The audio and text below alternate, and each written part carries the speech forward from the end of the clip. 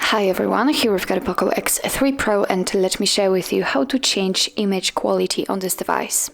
So firstly, let's enter the camera app, and since we are on the photo mode, we can enter the settings which are in the right upper corner. Now we have to enter the settings actually, so let's tap on this icon, and as you can see here we've got the picture quality. It is at the very bottom of the modes section. So let's tap on it, and here we've got 3 different options from which we can choose. So we can set high, and right now this option is applied, but we can also choose standard or low. So in order to change the quality, all you have to do is simply tap on the one you'd like to use. So I will pick low, for example, and as you can see, it is not immediately notified right here, so it means that it has been just applied to the camera and your device will take photos in the chosen quality. But I highly recommend to leave it on high because this is the best possible quality in this device. So actually that's all. This is how to change picture quality in your POCO X3 Pro.